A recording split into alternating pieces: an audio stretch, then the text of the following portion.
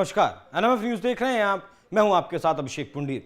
Congress party का manifesto आना, उसे प्रधानमंत्री का उस पर मुस्लिम लीग की छाप होना, उसके बाद कांग्रेस पार्टी की तरफ से सफाई देना और फिर 4 दिन पहले राजस्थान के बांसवाड़ा में प्रधानमंत्री का कहना कि कांग्रेस पार्टी का जो मैनिफेस्टो है उसे देखकर ऐसा लगता है अगर कांग्रेस पार्टी सरकार में आती है तो वो आपकी संपत्ति तो छीनेगी, जो माताओं बहनों का मंगलसूत्र है, जो आदिवासी महिलाओं के पास चांदी है, उस पर भी कांग्रेस का जो पंजा है वो झपटमारी कर सकता है। उसके बाद राहुल गांधी सामने आते हैं, वो सफाई देते हैं, कहते हैं कि पहले चरण के मतदान के बाद प्रधानमंत्री मोदी बौखलाए हुए हैं और इस वजह से अब चुनावी मुद्दे छोड़कर, महंगाई बेरोजगारी को छोड़कर, विकास को छोड़कर अब वो हिंदू मुसलमान पर आ चुके हैं। हालांकि प्रियंका गांधी की भी इस मामले में एंट्री हुई, उन्होंने भी सफाई दी, लेकिन पहले मल्लिकार्जुन खड़गे की तरफ से प्रधानमंत्री नरेंद्र मोदी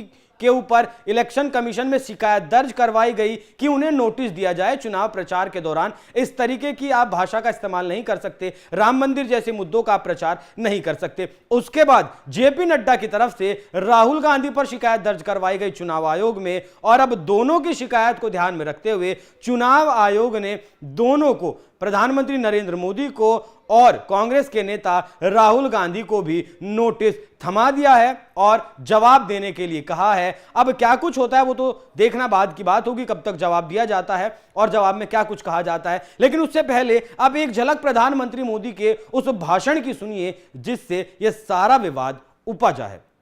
देंगे। और पहले जब उनकी सरकार थी उन्होंने कहा था कि देश की संपत्ति पर पहला अधिकार मुसलमानों का है। इसका मतलब ये संपत्ति इकट्ठी करके किसको बांटेंगे? जिनके ज्यादा बच्चे हैं उनको बांटेंगे। घुसपैठियों को बांटेंगे। क्या आपकी मेहनत की कमाई का पैसा घुसपैठियों को दिया जाएगा?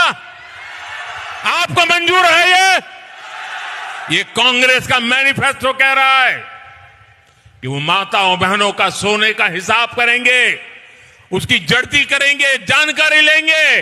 और बीजेपी और कांग्रेस दोनों पार्टियों ने एक दूसरे पर धर्म, जाति, समुदाय और भाषा के आधार पर नफरत और विभाजन पैदा करने के आरोप लगाए। दोनों पार्टियों को 29 अप्रैल सुबह 11 बजे तक जवाब दाखिल करने के निर्देश दिए गए हैं। चुनाव आयोग ने जनप्रतिनिधित्व अधिनियम की धारा 77 के तहत दोनों पार्टियों के अध्यक्षों को जवाब देने को कहा। बता दें कि कांग्रेस अध्यक्ष मल्लिकार्जुन खड़गे ने पीएम मोदी और बीजेपी अध्यक्ष जेपी नड्डा ने राहुल गांधी के खिलाफ वो चुनाव आयोग में गए थे। आयोग का कहना है कि राजनीतिक दलों को अपने उम्मीदवारों, विशेष रूप से स्टार प्रचारकों के व्यवहार की पूरी जिम्मेदारी लेनी होगी। उच्च पदों पर बैठे नेताओं के भाषणों के और भी गंभीर परिणाम हो सकते हैं। इस पर कांग्रेस पार्टी ने कहा है कि वो चुनाव आयोग को अपना जवाब जरूर देंगी। और अब सुनिए राहुल गांधी ने प्रधानमंत्री मोदी के भाषण के बाद क्या कुछ कहा था।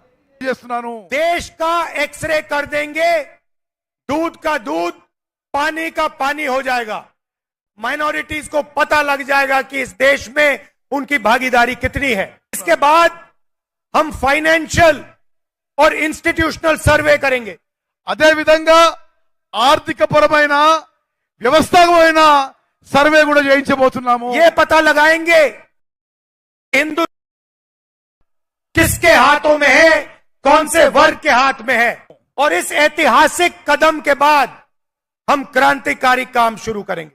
जो आपका हक बनता है वो हम आपके लिए, आपको देने का काम करेंगे। तो राहुल गांधी का जो ये बयान था कि हम सभी आर्थिक सर्वे करवाएंगे, जातीय सर्वे करवाएंगे, उसके बाद फिर आर्थिक सर्वे करवाएंगे और सबका एक्सरे कर देंगे।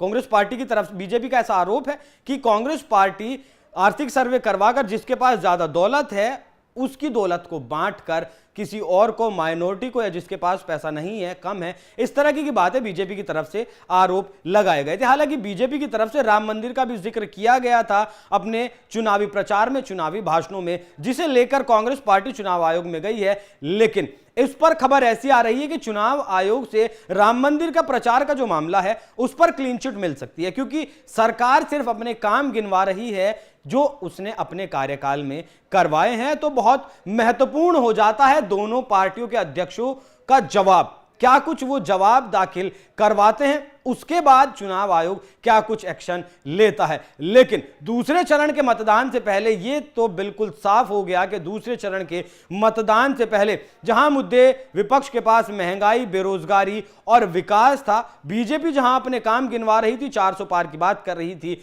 वहां अब मुद्दा दूसरे चरण से पहले हिंदू बनाम मुसलमान आ चुका है। कांग्रेस का तो यह भी कहना है कि बीजेपी 20% मुसलमानों को का डर 80% हिंदुओं को दिखाना चाहती है। तो चुनावी भाषणबाजी, चुनावी दौर में सरगर्मियां बढ़ रही हैं, बयान तीखे होते जा रहे हैं लगातार, जबकि अभी तो सिर्फ दूसरा चरण ही चल रहा है। तो देखना होगा दोनों की तरफ से, कांग्रेस और बीजेपी की तरफ से क्या कुछ जवाब इलेक्शन कमीशन में दाखिल किया जाता है। बाकी इस खबर से जुड़ी हर अपडेट आप तक हम पहुंचाते रहेंगे। नमस्कार।